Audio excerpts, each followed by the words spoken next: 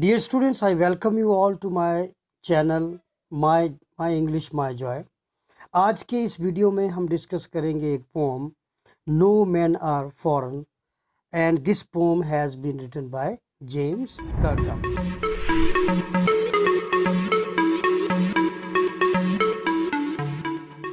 This is a very beautiful poem and it promotes the concept of universal brotherhood।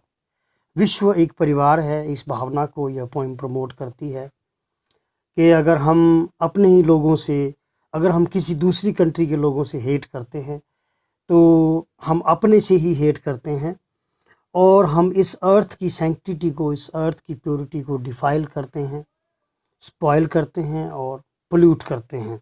तो इसलिए नफ़रत की भावना, जो हेट्रेड है दूसरे लोगों के प्रति, वो बिल्कुल भी नहीं होनी चाहिए।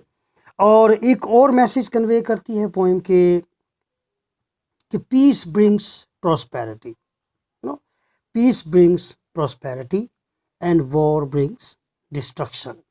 तो वॉर की वजह से डिस्ट्रक्शन आता है। तो पोइम की शुरुआत करते हैं। Remember no man are strange, no country is foreign, beneath all uniforms a single body breathes like ours, the land our brothers walk upon is earth like this in which we all shall lie। Poet address करते हैं readers को, पाठकों को। वो कहते हैं कि no man are strange, याद रखो कि कोई भी आदमी अजनबी, अनजान नहीं है, अननोन नहीं है, और कोई भी कंट्री फॉरेन नहीं है। बीनीथ ऑल यूनिफॉर्म्स, हर यूनिफॉर्म के नीचे, बीनीथ मीन्स बिलो, अंडर। तो आपको पता है कि हर कंट्री की आर्मी मैन की एक यूनिफॉर्म होती है, उनकी आइडेंटिटी होती है, उससे पता चलता है कि ये किस कंट्री की आर्मी है। तो हर यूनिफॉर्म के नीचे एक सिंगल बॉडी ब्रीथ, एक ह्यूमन बीइंग ब्रीथ करता है, और वो they are all equal, they are all the same, they are all same, वो सभी बराबर होते हैं, इक्वल होते हैं। वो भी एक ह्यूमन बीइंग है। लाइक आर्स, वो भी हमारी तरह है, बिल्कुल बिल्कुल हमारी तरह है। The land our brothers walk upon, और जिस लैंड पर, जिस ज़मीन पर हमारे भाई चलते हैं, हमारे ब्रदर्स वॉक करते हैं, वो अर्थ भी यही है, सेम अर्थ है जिस पर वो वॉक करते हैं, और वो वैसी है जिसमें हम रहते हैं। इन विच वी ऑल शैल लाई, जब जीवन का अंत होगा, when life, the journey of life will come to an end, तो इसी धरती पर सभी मिल जाएंगे, इसी मिट्टी में सब मिल जाएंगे। We all shall lie here, है ना। अगर हिंदू है तो उसको जला देंगे, अगर मुस्लिम है तो उसको दफना देंगे, क्रिश्चियन है तो दफना देंगे, लेकिन ज़मीन यही होगी, धरती यही होगी। नेक्स्ट स्टेंजा देखते हैं, इसको कंटिन्यू करेंगे। In which we all shall lie, they too aware of sun and air and water are fed by peaceful harvest, by war's long winter starved। वो लोग भी, उन लोगों को भी क्या चाहिए? सनलाइट, एयर एंड वाटर, ये तो सबकी नीड है। ज़िंदगी जीने के लिए, सरवाइव करने के लिए सबको वाटर, एयर, सनलाइट चाहिए। तो उनको भी चाहिए, सबको चाहिए सनलाइट, एयर एंड वाटर। और अगर इफ़ देयर इज़ पीस, तो पीसफुल हार्वेस्ट होती है। हार्वेस्ट आप जानते हैं कि उस वक्त को कहते हैं, उस समय को कहते हैं जब फसल काटने का समय होता है, फसल हो जाती है और फसल काटने के लिए, फसल को काटने का समय होता है, तो उसको हार्वेस्ट कहते हैं। तो उसी हार्वेस्ट से सबको भोजन मिलता है, सबको खाना मिलता है। और अगर वॉर होती है तो उससे क्या होता है? All people die of hunger. War जो है उसको विंटर के साथ कंपेयर किया है पोइट ने, और winter is a symbol of sorrow and pain and troubles and problems in life. Winter symbol है प्रॉब्लम्स का एंड सोरोस का, दिक्कतों का सिंबल है। तो पोइट ने वॉर को विंटर के साथ कंपेयर किया है और कहा है कि इस जब वॉर होती है तो डिस्ट्रक्शन होती है, people die of hunger. Their hands are ours, their hands are ours, and in their lives we read a labor not different from our own। उनके हाथ हमारे जैसे हैं और उनके हाथों की रेखाओं में भी वही लेबर है जैसे कि हमारी है, वो कुछ डिफरेंट नहीं है।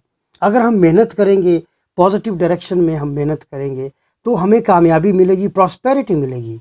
कोई कंट्री अगर मेहनत करती है पॉजिटिव डायरेक्शन में तो उस कंट्री को कामयाबी मिलेगी। वैसे ही दूसरी कंट्री है, अगर वो भी पॉजिटिव डायरेक्शन में लेबर करते हैं, हार्ड वर्क करते हैं तो उनकी कंट्री में भी प्रॉस्पेरिटी आएगी। तो पोइट ने कंपेयर किया है, इवन सिमिलैरिटी बता दी है, सिमिलर कह दिया कि हमारे उनके हाथ भी हमारे ही हैं, हमारे जैसे ही हैं।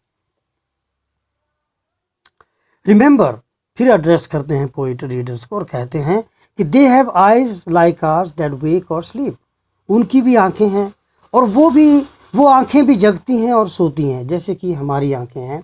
And strength that can be one by love, और वो ताकत जो प्यार से हम दूसरों को जीत सकते हैं वो उनमें भी है और हम में भी है। You remember one story, very beautiful story in primary classes, कि एक जो गाय है, गाय उठ नहीं रही थी, ठीक है, और वहाँ पुलिस वाला आता है, फार्मर आता है, कोई पहलवान भी आता है, वो गाय को नहीं उठा पाते। और एक लड़की, छोटी सी लड़की या लड़का, वो घास लेके आता है, थोड़ी सी घास लेके आता है और गाय को उठाने में वो कामयाब हो जाता है। और उसमें लास्ट में मैसेज दिया है कि जहाँ पर स्ट्रेंथ और पावर फेल होती है वहाँ पर प्यार जीतता है ना। वही बात पोइट ने यहाँ पर कन्वे की है। In every land is common life that all can recognise and understand. किसी भी कंट्री की ज़मीन है उसमें लाइफ है जैसे हमारी ज़मीन पर, हमारी लैंड पर लाइफ है, वैसे ही उनकी लाइफ, ज़मीन पर भी लाइफ है, और जिसको हम रिकग्नाइज कर सकते हैं, उनको पहचान सकते हैं, खुद को उसके साथ आइडेंटिफाई कर सकते हैं और हम उसको समझ सकते हैं। फिर एड्रेस करते हैं पोइट रीडर्स को और खुद भी कहते हैं कि लेट अस रिमेंबर, हमें याद रखना चाहिए, हमें याद रखना चाहिए कि जब we are told to hate our brothers, it is ourselves that we shall dispossess, betray and condemn. तो डिसपोजेस होता है डिप्राइव करना, वंचित करना, है ना, और बिट्रे होता है धोखा देना। किसी के ट्रस्ट को हम अगर हर्ट करते हैं, और कोई हम पर विश्वास करता है और हम उसको हर्ट करते हैं, उसके विश्वास को, तो हमने उसको बिट्रे किया, धोखा दिया, उसको बिट्रे किया। कंडेम करना होता है बुराई करना, बहुत बुराई करना, किसी चीज़ को कहना कि दिस इज़ वेरी बैड, और किसी आदमी को कहना कि बहुत बुरा है या कोई एक्टिविटी बहुत बुरी है, तो उसको हम कंडेम करते हैं, मतलब उसकी बुराई करते हैं। तो हमें याद रखना चाहिए कि अगर कोई हमसे कहे अपने ही ब्रदर्स को हेट करने के लिए, तो वो हम खुद को ही धोखा देंगे, खुद की ही बुराई करेंगे और खुद को ही हम डिप्राइव करेंगे, डिस्पोजेस करेंगे। याद रखो, remember, we who take arms against each other, it is the human earth that we defile। कि अगर हम एक दूसरे के अगेंस्ट हथियार उठाते हैं, वेपन्स उठाते हैं, वॉर करते हैं, तो हम इस अर्थ को, जो कि हमारी है, ह्यूमन अर्थ है, इसको हम क्या करेंगे, डिफाइल करेंगे, पोल्यूट, इसी को हम पोल्यूट करते हैं और डिफाइल करते हैं एक दूसरे के खिलाफ हथियार उठा करके। It is the human earth that we defile. Our hells of fire and dust outrage the innocence of air that is everywhere on earth. That is everywhere our own. Remember, no men are foreign and no countries stained. तो our hells of fire and dust, जब war कहीं लगती है और जो explosives होते हैं दूसरों के ऊपर, हम ड्रॉप बॉम्ब्स होते हैं, एक कंट्री दूसरी कंट्री के ऊपर बॉम्ब्स फेंकती है, एक्सप्लोसिव्स फेंकती है, ठीक है, तो उससे क्या होगा, वो जो फायर है और जो धूल है, एक कंट्री दूसरे के ऊपर, दूसरी कंट्री पहली कंट्री के ऊपर वो बॉम्ब फेंकेंगे, उससे क्या होगा, हम अपनी ही एयर को, अपनी ही हवा को, हम उसकी इनोसेंस को, उसकी भोलेपन को, हवा की भोलेपन को हम आउटरीच करते हैं, उसको हम बर्बाद करते हैं, स्पॉइल करते हैं, वही डिफाइल करते हैं। फिर वही बात पोइट ने थोड़ा सा चेंज करके फॉरेन को पहले लिख दिया और कंट्रीज़ को बाद में लिख दिया। कहा याद रखो, नो मैन आर फॉरेन, कोई भी आदमी फॉरेन नहीं है, और नो कंट्रीज आर स्ट्रेंज, कोई भी कंट्री स्ट्रेंज नहीं है, अजनबी, अनजान नहीं है। तो ये थी आपकी poem no man are foreign, बहुत ही ब्यूटीफुल पोइम है। तो जो हम कहते हैं कि विश्व एक परिवार है, यूनिवर्सल ब्रदरहुड, भाईचारा की बात जो है, और पीस, पीस जो है वो बहुत ही सिग्निफिकेंट है किसी भी कंट्री के लिए, बहुत सिग्निफिकेंट है। उससे प्रोग्रेस होती है, प्रॉस्पेरिटी आती है, इन्वेंशंस होती हैं, और सबके लिए जो है हैप्पीनेस आती है उससे, पीस से। और दूसरी तरफ अगर हम देखें तो वॉर से तो डिस्ट्रक्शन ही आती है।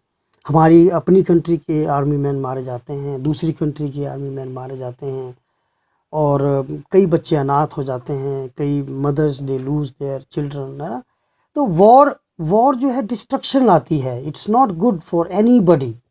जो विनर है वो भी इसमें हारता है, और जो लूज़र तो हारता ही है, और जो विनर है उसका भी बहुत ज़्यादा नुकसान होता है। So this was the pome. इसमें अब देखिए, अब इसमें हम करेंगे बात पोइटिक डिवाइसेस पर, जिसको हम फिगर्स ऑफ स्पीच भी कहते हैं। पोइटिक डिवाइसेस या फिगर्स ऑफ स्पीच पर बात करेंगे। सबसे पहले इसमें है एलिट्रेशन। एलिट्रेशन जिसको हम कहते हैं हिंदी में अनुप्रास अलंकार। एलिट्रेशन क्या होता है, इफ़ यू नो इट, जब लेटर्स, सेम लेटर्स रिपीट होते हैं, ध्वनि जो उसकी आवृत्ति होती है, जैसे ब साउंड देखिए यहाँ रिपीट हुआ है इस पोएम की सेकंड लाइन में। आप देखिए बॉडी ब्रीथ्स, तो बॉडी स्टार्ट होता है बी से और ब्रीथ शुरू होता है बी से, तो बी बी साउंड रिपीट हुआ है। इसको हम क्या कहते हैं, एलिट्रेशन कहते हैं, अनुप्रास अलंकार कहते हैं। एक जगह और आप देख सकते हैं कि वॉर्स लॉन्ग विंटर, तो वॉर जो है देखिए डब्ल्यू से शुरू हुआ, और विंटर ये भी डब्ल्यू से शुरू हुआ, तो ये भी एक एलिट्रेशन का एग्जाम्पल है, अनुप्रास अलंकार का एग्जाम्पल है। So this is alliteration. दूसरा इसमें जो पोइटिक डिवाइस है दैट इज मेटाफर। मेटाफर इसमें है कि यूनिफॉर्म, देखिए uniform refers to the soldiers here, to the army man. तो यूनिफॉर्म जो है ये कंपैरिजन हुआ है आर्मी मैन के साथ, उसको बताया है, डायरेक्ट कंपैरिजन किया है यूनिफॉर्म का आर्मी मैन के साथ। तो इसको हम क्या कहेंगे, मेटाफर कहेंगे, METAPHOR, मेटाफर। एक और जगह देखिए वॉर को कंपेयर किया विंटर के साथ, है ना, war winter, war is winter, है ना। दिस इज मेटाफर, इसको भी हम क्या कहेंगे, मेटाफर कहेंगे। इसमें एक और पोइटिक डिवाइस है दैट इज रेपिटिशन। जो फर्स्ट लाइन है, remember no man are strange no countries foreign, हालांकि थोड़ा लास्ट जो लाइन है पोएम की उसमें थोड़ा चेंज किया है ऑर्डर, फॉरेन और स्ट्रेंज का, फिर भी कुछ वर्ड्स रिमेंबर, नो मैन, ये तो रिपीट हुए हैं, तो इसलिए हम कहेंगे कि इसमें क्या है, इसमें जो पोइटिक डिवाइस है, फिगर ऑफ स्पीच है, दैट इज रेपिटिशन। उसको क्या कहते हैं हम, रेपिटिशन कहते हैं। इसमें आपको इंजैबमेंट भी देखने को मिलेगा। इंजैबमेंट हम कहते हैं कि देखिए जो सेकंड लाइन है, बॉडी ब्रीथ्स, ये कंटिन्यू होती है, इसमें देखिए कोई कॉमा, कोई पंक्चुएशन मार्क नहीं है, बॉडी ब्रीथ्स, और ये लाइन कंटिन्यू नेक्स्ट लाइन में भी हो रही है, लाइक आर्स। तो ये क्या है, एक ये इंजैबमेंट का एग्जाम्पल है। इसी लाइन पे देखिए आप, brothers walk upon is earth like this, तो सेम सेंटेंस कंटिन्यू हुआ है नेक्स्ट लाइन में भी, इसको हम क्या कहेंगे, इंजैबमेंट कहेंगे। So I hope you have understood the poem. You will be able to explain the gist of the poem, the theme of the poem,